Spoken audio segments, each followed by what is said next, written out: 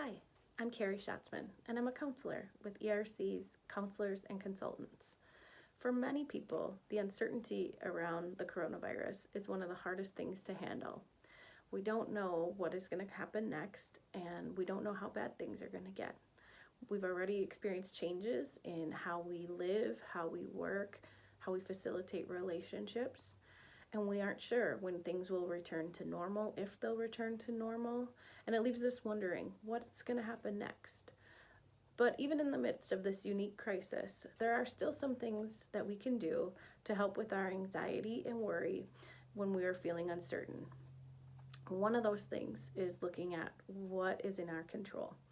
When we can look at small things that we can do that are in our control, it helps us to feel a little bit better about the situation.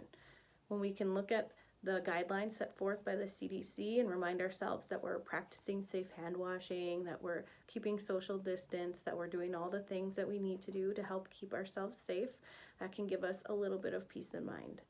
We can also help with our anxiety by reminding ourselves of all the other good things that we can do to help take care of ourselves, such as get good sleep, get some exercise, keep a healthy routine, engage with friends that we enjoy talking with, and sometimes we have to be unique in how we do that. In general, keeping a good routine.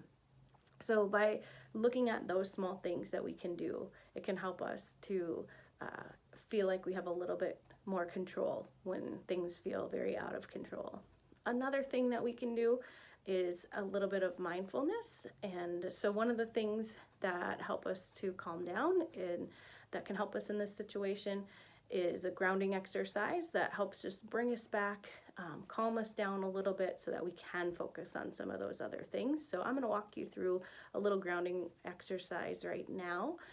You can do this anywhere, so whether you're sitting at your desk or if you're out on a walk or if you're sitting at home at night. What we want to do is just start by taking a few deep breaths in through the nose and out through the mouth. And then we're going to use all of our senses. So we're going to start with things that we can feel.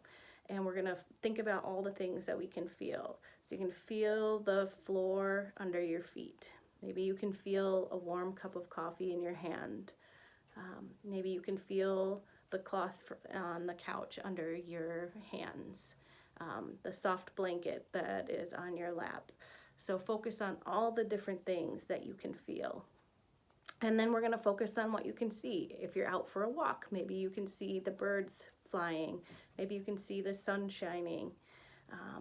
Maybe you see the trees blowing in the wind. After you do with the things that you can see, you can move on to focus on a few things that you can hear. Maybe if you're in your office, you can hear the clock ticking.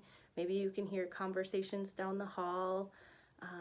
So you'll take a few moments to focus on all those things that you can hear around you. And finally, you'll want to focus on a few things that you can smell. So if you're in the morning and you're having your cup of coffee or a cup of tea, maybe you can smell that. If you're out for a walk, maybe you can smell the fresh cut lawn or the neighbor's barbecue.